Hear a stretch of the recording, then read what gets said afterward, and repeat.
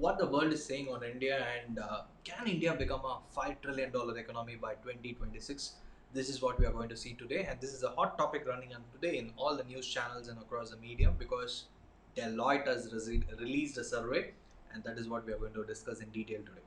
So, hi, hello, this is Ganesh Santuru, your stock market profit coach and author of the book One Page Stock Market Plan and Money Leaks and one page mutual fund plan. So today it's all about India. Can India grow? So only when it grows, our stock market profit also grows. So how India is planning and how world market is looking at India, world economy is looking at India, especially the countries like US, the developed countries, US, UK, Japan, Singapore. All these countries had said that 44% of the people who surveyed are around 1,300 plus 44% has said that they love to invest in India going forward in the next 6 months.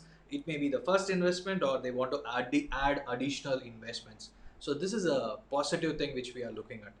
And additionally, they also say that this survey also says that in the last 4 5 years there were so much FDI inflows, foreign direct investment inflows, but only 3% or 4% helped in gross capital formation. I mean gross capital formation meaning it helps in increasing the GDP.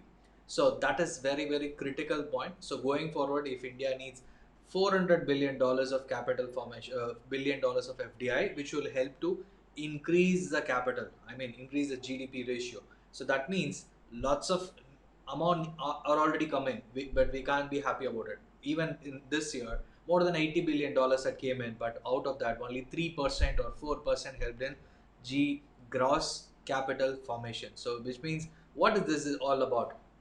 How much money is coming? How much money is helping in increasing the profit, increasing the manufacturing base, or increasing the asset size in the India? For example, Ford has left India, and a couple of more companies has already like Chevrolet in 2015-16. Now recently Ford and Nokia has already left. So all these are things which are saying that money is already people who came in they're already going in, that this will also have an impact on India's status across the world, but positively 44% say that is one huge positive things. And going forward, government should focus on increasing the investments in these asset classes, in where the capital formation is getting increased. Only if that focus is given, India can become a $5 trillion economy. But Deloitte is saying that it can happen because of inflation and other things. It can postpone to 2027 or 2029. But one positive thing what I loved is India for sure will become a $5 trillion economy from $2 trillion right now to $2.3 trillion. It's almost like double in the next 5 to 10 years. So it's a huge task, but the point is it is going to happen. If that is going to happen, what can stock market do to your portfolio? I'm really excited for the next 10 years in India. So how are you, right? So if you have any questions with respect to that, you can post it. And for exports, they also gave an idea or suggestion that if India needs to become an export house, $1 trillion right now it is only contributing around $181 billion. What are these sectors? Electronics, textiles, pharmaceuticals, chemicals, food processing, capital goods, and automotive sectors. All these are capital intensive, and if they start manufacturing and exporting, that will be an additional benefit because India will become an export hub, just like what China was able to do for the last 30 40 years. So, $1 trillion of export. So, we have companies, if you're able to find companies already, if you look at Dixon Technologies, one of the electronic manufacturers and household the washing machine, all those kind of manufacturers, they manufacture the products for Samsung and all these companies, and they export or for the local purpose. So how they if they become an export house, and if Dixon Technologies expands, if all these companies expands, just look at the job opportunities, just look at how much it can be positive for Indian companies, right? All these investments on top of it, there are two kinds of investments which I wanted to say. That's about this, which is Greenfield with brownfield projects. Greenfield is nothing but starting everything from scratch. For example, starting a manufacturing facility. It can be automobile, just like what Ola did. Ola did a new manufacturing facility in Hosur in Chennai, in nearby Chennai. It's almost 300 400 kilometers from Chennai, and it's in Hosur on the border of Bangalore as well.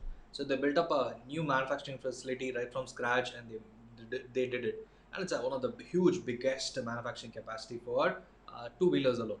And brownfield is nothing but already a manufacturing facility was there which was left as it is, and utilizing those assets and improvising so that they are getting on top of it. For example, Nokia has left the place in Chennai, and a couple of companies are coming up and they are able to overtake it and they start utilizing it. And Ford is leaving, and they are trying to utilize those assets. And Tamil Nadu government along with the Indian government trying to make sure these companies are utilized, and so that the people who are working are also getting the job, and also the investments and everything what went in are utilized properly. So that is called as brownfield. So you know the difference between greenfield and brownfield. The investment required for greenfield will be so huge, and the investments required for brownfield will be much better, lesser, right? You hope you understand the difference. So if any new things are getting planned, it will have a huge impact, because if it's a greenfield project, that is the reason India is trying to monetize the gas pipeline across India, the biggest infrastructure project. And once it is done, almost like a mostly it will be brownfield projects, where on top of Indian government assets, they want to lease those assets and make sure uh, production and everything kickstarts on, and that provide job opportunities, and that helps in revenue with which government can do so many stuff. This is what government is planning. This is the reason that I just wanted to say between what is greenfield and brownfield projects. And as I said, where can the export come? The seven sectors we just saw, and also the FTA opportunity. A global survey says that as per this Deloitte survey, everybody are interested to. And India have been saying that we have been India in the sense we have been saying that we are done. Ease of doing business has improved. India has improved a lot in the last 5 6 years. But the point is, the countries like Japan, Singapore, and are feeling that, UK are feeling that still the difficulty is still there, and so much automation has been done in customs and all those things, but these countries are not even aware. And most of the countries that say that if so many government subsidies and everything has been announced, or if they were provided the report or whatever based on which they will be able to ready to invest more in India. So all these are says that India needs to say more and advertise more, in the sense like they need to be in the place of invite more people, investors across the world, so that they invest their money.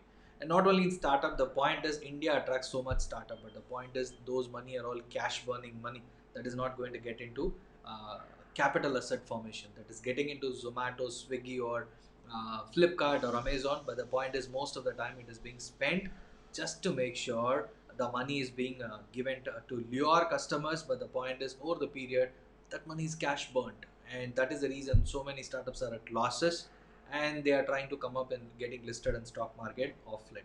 So you should understand the difference, what the difference between FDI inflows and how the money is getting utilized for capital formation, meaning asset creation. Once asset is created, based on which people can work, based on which job opportunities and continuous economic revival can happen. But if it is something like cash burning, that comes and that goes off. So hope you got the difference between the FDI inflows and how we need the money FDI inflows coming going forward in the next 5 6 years, so that India become a $5 trillion economy. Stay tuned, because all the headaches are going to be taken by the government and all the higher officials looking at this report. Point is, one heartening fact is India is going to be a $5 trillion economy, and stock market for sure in by 2030 you can see double the amount from one point just around 58,000 points. It can for sure become 1.25 or 1.5 thousand points, meaning 1,50,000 points. Just look at we will be reaching out there. So stay tuned, invest more in Indian stock market. Thank you so much for watching, and see you in the next video. Thank you.